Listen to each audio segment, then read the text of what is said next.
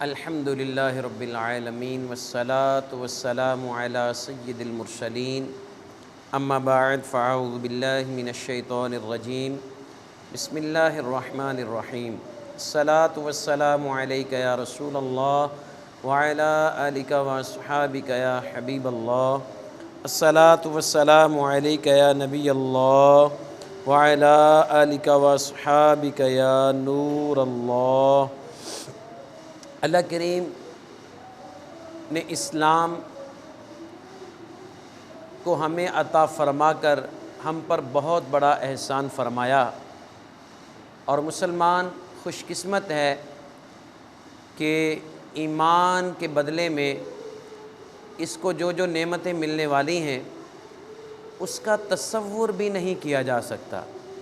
جو آسانیاں، جو راحتیں، جو برکتیں، جو رفعتیں ایمان کی برکت سے ملنے والی ہیں، ان کا انسان کو اگر پتہ چل جائے تو انسان عبادت کے لیے اتنی کوشش کرے کہ شاید دنیا میں کسی کام کے لیے بھی اتنی کوشش نہ کرے۔ تو عبادات تب ہی قبول ہیں جب وہ درست انداز سے کی جائیں، جب وہ کما حقہ، جو اس کا طریقہ کار ہے، اس کے مطابق کی جائیں۔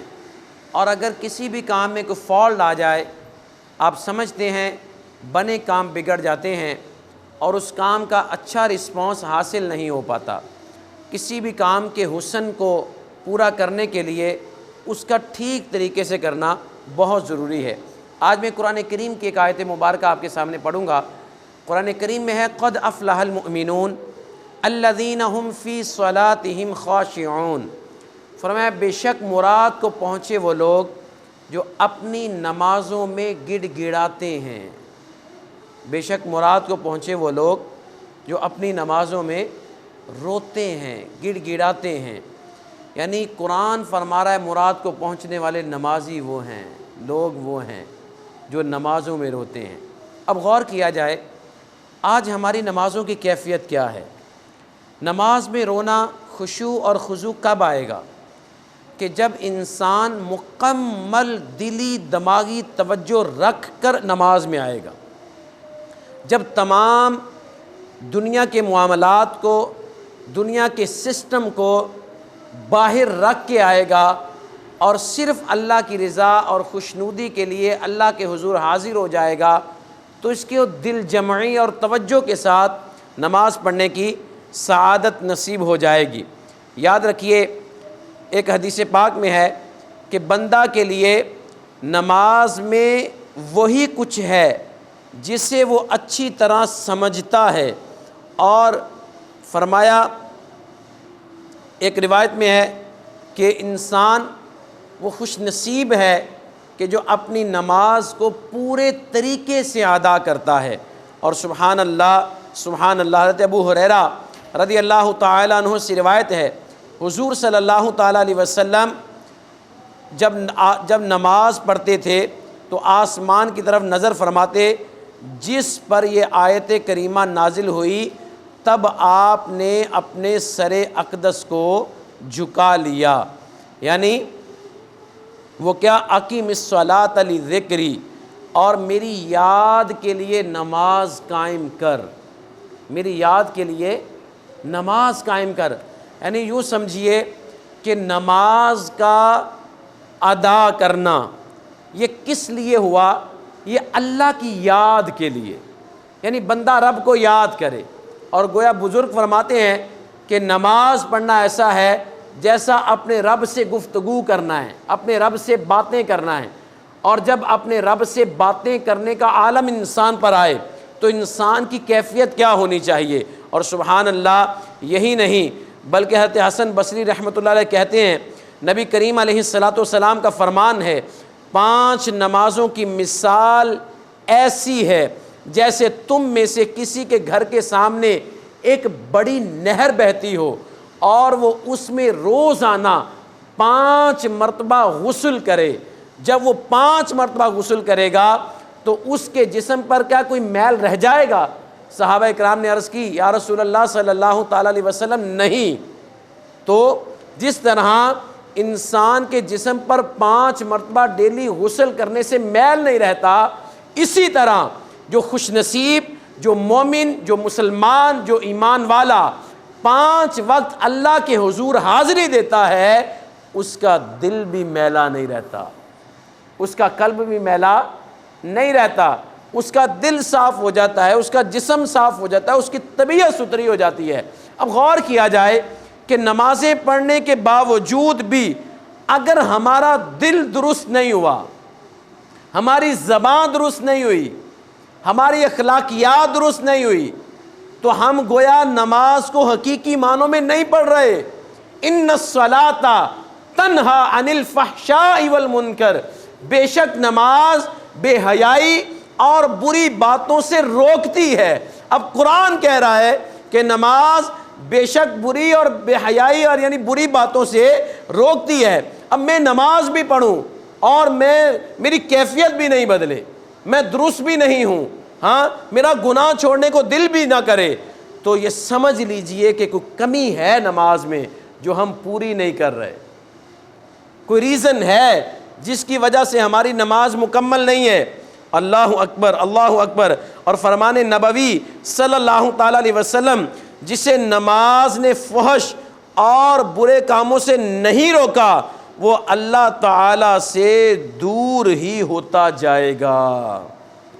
اللہ اکبر، اللہ اکبر۔ جسے نماز نے برے کاموں سے نہیں روکا، وہ بندہ اللہ سے دور ہی ہوتا جائے گا۔ اور حضرت بکر بن عبداللہ رحمۃ اللہ علیہ کا قول ہے، اے انسان، اگر تو اپنے مالک کے حضور بغیر اذن کے حاضر ہوتا اور بغیر کسی ترجمان کے گفتگو کرنا چاہتا تو اس کے دربار میں داخل ہو جا۔ پوچھا گیا یہ کیسے ہوگا؟ انہوں نے جواب دیا، وضو کو مکمل کر لے، پھر مسجد میں چلا جا۔ تب اللہ کے دربار میں آ گیا، اب بغیر کسی ترجمان کے گفتگو کر، بغیر کسی ترجمان کے گفتگو کر۔ اور حضرت عائشہ رضی اللہ تعالیٰ عنہا کا ارشاد ہے کہ ہم اور حضور علیہ السلام باتوں میں آپس میں باتیں کر رہے تھے، جب نماز کا وقت آ جاتا تو حضور علیہ السلام کی عظمت کی وجہ سے ہم ایسے ہو جاتے جیسے ایک دوسرے کو پہچانتے ہی نہیں تھے۔ اللہ اکبر، اللہ اکبر۔ یعنی حضور علیہ السلام کا طریقہ یہ تھا کہ اگر نماز کا ٹائم ہو جاتا نا، اذان ہوتی، تو حضور ایسے ہو جاتے جیسے کسی کو پہچانتے ہی نہیں۔ اب ہمارے سامنے اذان ہوتی ہے تو ہم بیٹھے رہتے ہیں، ہمارے سامنے اذان ہوتی ہے ہم کاموں میں لگے رہتے ہیں، ہمارے سامنے نماز بھی گزر جاتی ہے، ہماری توجہ ہی نہیں رہتی۔ تو گھر والوں کو بھی، اب دیکھیے اس سے حضور علیہ السلام کی سیرت سے، سیدہ عائشہ کے قول سے پتہ چلتا ہے کہ اگر ہم بھی گھر میں بیٹھے ہوں اور ہمارے سامنے ہمیں نماز کے لیے بلاوا آ جائے تو ہمیں تمام کام کا چھوڑ کے سب سے توجہ ہٹا کر ہمیں اللہ کی طرف توجہ کرنی چاہیے اور اللہ کے حضور حاضر ہونا چاہیے۔ جب نماز کا وقت آتا تو حضرت علی کرم اللہ تعالی وجہہ الکریم کا رنگ متغیر ہو جاتا اور آپ پر لرزہ طاری ہو جاتا۔ پوچھا گیا امیر المومنین آپ کو کیا ہو گیا ہے؟ آپ نے فرمایا اللہ تعالیٰ کی اس امانت کی ادائیگی کا وقت آ گیا ہے جسے اللہ تعالیٰ نے آسمان و زمین اور پہاڑوں پر پیش کیا تھا، مگر انہوں نے معذوری ظاہر کر دی تھی اور میں نے اسے اٹھا لیا۔ اللہ اکبر، اللہ اکبر۔ اور روایت میں ہے حضرت علی بن حسین رضی اللہ تعالیٰ عنہما وضو کرتے تو ان کا رنگ متغیر ہو جاتا۔ گھر والے کہتے آپ کو وضو کے وقت کیا تکلیف لاحق ہو جاتی ہے؟ آپ جواب دیتے جانتے نہیں ہو میں کس کی بارگاہ میں حاضر ہونے کی تیاری کر رہا ہوں۔ اللہ اکبر، اللہ اکبر۔ حضرت حاتم اصم سے ان کی نماز کے متعلق سوال کیا گیا، انہوں نے کہا جب نماز کا وقت آ جاتا ہے میں پوری طرح وضو کر کے اس جگہ آ جاتا ہوں جہاں میں نماز پڑھنا چاہتا ہوں، جب میرے اعضاء پرسکون ہو جاتے ہیں تو میں نماز کے لیے کھڑا ہوتا ہوں، اس وقت کعبہ کو اپنے سامنے، پل صراط کو قدموں کے نیچے، جنت کو دائیں اور دوزخ کو بائیں، ملک الموت کو پیچھے، اور اس نماز کو اپنی آخری نماز سمجھ کر خوف اور امید کے درمیان کھڑا ہو جاتا ہوں۔ دل سے تصدیق کرتے ہوئے تکبیر کہتا ہوں، ٹھہر ٹھہر کر تلاوت کرتا ہوں، تواضع کے ساتھ رکوع کرتا ہوں اور خشوع کے ساتھ سجدہ کرتا ہوں، بائیں ران پر بیٹھتا ہوں تو بائیں پیر کو بچھاتا اور دائیں کو کھڑا کرتا ہوں اور سراپے خلوص بن جاتا ہوں، مگر یہ نہیں جانتا کہ میری نماز قبول ہوئی ہے یا نہیں۔ اللہ اکبر۔ حضرت ابن عباس رضی اللہ تعالیٰ عنہما کا قول ہے، سبحان اللہ، کہ خشوع و خضوع کی 2 رکعتیں سیاہ دل والے کی ساری رات کی عبادت سے بہتر ہے۔ اللہ اکبر، اللہ اکبر۔ اب ہم غور کریں کہ یار کہیں میں غفلت سے نماز تو نہیں پڑھتا؟ نماز اتنی اہم ترین عبادت ہے جس کا قرآن کریم میں اتنا تذکرہ ہے، کثرت سے ذکر ہے، لیکن مطلب میری طبیعت میں آج تک یہ چیز شامل ہی نہیں ہوئی کہ میں نماز کو خشوع اور خضوع سے پڑھ سکوں۔ کام کروں گا مکمل توجہ سے، غلطی کی گنجائش نہیں۔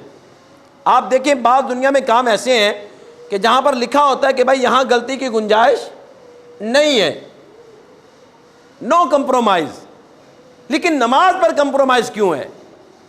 نماز کی طرف مکمل توجہ کیوں نہیں ہے؟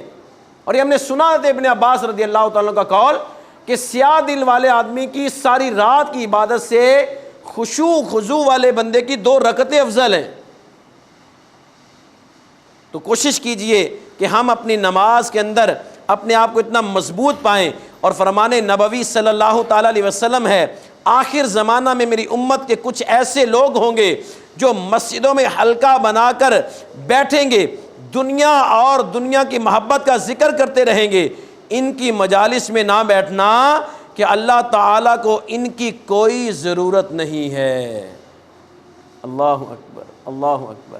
تو پیارے پیارے اور میٹھے میٹھے اسلامی بھائیوں، ہمیں کوشش کرنی چاہیے کہ ہمیں نماز کو خشوع سے پڑھنا چاہیے۔ جو میں نے آیت کریمہ سب سے پہلے تلاوت فرمائی، قد افلح المؤمنون الذین هم فی صلاتهم خاشعون، بے شک مراد کو پہنچے وہ لوگ جو اپنی نمازوں میں گڑ گڑاتے ہیں۔ خدا را کوشش کریں، اپنی کیفیت بنائیں، اور جب نماز کے لیے آئیں نا تو جب گھر سے نکلیں تو اپنے جسم میں عاجزی، انکساری، خشوع خضوع، پوری تیاری، بلکہ جب مسجد میں پہنچ جائے تو ہمارا جسم اطمینان کے ساتھ ٹھہر جائے، سکون حاصل کر لے، اور جب نماز شروع کریں تو پھر ہماری کیفیت بدل جائے۔ اور پھر اپنی اولاد کو بھی، اور ہم نے وہ ایک روایت میں ہے کہ مال کے چور سے نماز کا چور بدترین چور ہے۔ مال کی چور سے نماز کا چور بدترین چور ہے کہ مال کا چور بندے کا حق مارتا ہے اور نماز کا چور اللہ کا حق مارتا ہے۔ کتنا کم نصیب ہوگا وہ شخص جس کے نمازیں قیامت والے دن اس کے منہ پر ماری جائیں گی۔ کتنا بد نصیب ہے جس کا کیا قبول ہی نہیں۔ ایک بندے نے کیا نہ ہو، اس کو پتا ہوتا مجھے کچھ نہیں ملنا۔ ایک بندے نے کوشش کی ہو، محنت کی ہو، ایفرٹس کی ہو، اس کے باوجود اسے کچھ نہ ملے، اسے کتنا صدمہ ہوگا۔ تو نہ اس کا مطلب یہ نہیں ہے کہ نماز چھوڑ دینی ہے، اب نماز نہیں آتی تو پڑھنی نہیں ہے، نہیں، یہ تو سخت گناہ گار ہوگا۔ فرمایا جو جان بوجھ کر ایک نماز چھوڑ دیتا ہے اس کا نام جہنم کے دروازے پر لکھ دیا جاتا ہے۔ اور فرمایا نماز میں سستی کرنے والے کو قبر اس طرح دبائے گی کہ اس کی پسلیاں توڑ پھوڑ کر ایک دوسرے میں پیوست ہو جائیں گی۔ تو اس کا مطلب یہ نہیں کہ ہم نماز کو چھوڑ دیں گے، نماز کو قضا کر دیں گے، نہیں۔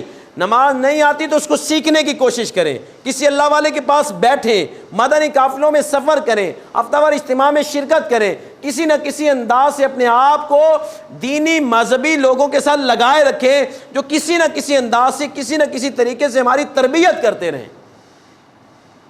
اور ماشاءاللہ دعوت اسلامی میں تو نماز کورس کا بھی ایک سلسلہ ہے کہ کورس نماز کا کورس بھی کروایا جاتا ہے کہ جس سے انسان کی نماز درست ہوتی ہے۔ تو ظاہر ہے سب سے اہم بات یہی ہے کہ انسان کا جب دل درست ہوگا، دل پاک ہوگا، تو پھر دیکھیں وہ جب اللہ کے حضور حاضر ہوتا ہے اسے حاضر ہونے کا مزہ آتا ہے، اسے حاضر ہونے کا ذوق ملتا ہے، اسے حاضر ہونے کا شوق ملتا ہے۔ تو کوشش کریں کہ نماز کی ادائیگی بہتر سے بہتر انداز میں ہو، جتنا عمدہ انداز سے نماز پڑھیں گے نا اتنا ہی بہترین اجر ملے گا، اتنا ہی اللہ کی یاد میں مزہ آئے گا، اتنا ہی اللہ کی یاد میں کیفیت بنے گی، اور انشاءاللہ الکریم وہ نماز ہمارے لیے نور، دلیل اور نجات ہوگی، اور اللہ کی رحمت سے یہی نماز قیامت والے دن ہمیں بخشوانے کا ذریعہ بنے گی۔ اور اگر یہی نماز نہ مکمل ہوئی تو پھر کیا ہوگا کہ یہی نماز ہو سکتا ہے ہمیں جہنم میں لے جانے کا سبب بن جائے۔ تو اللہ کریم اپنے محبوب علیہ السلام کا وسیلہ ہمیں عمل کرنے کی توفیق عطا فرمائے۔ آمین بجاہ النبی الامین صلی اللہ تعالی علیہ وآلہ وسلم۔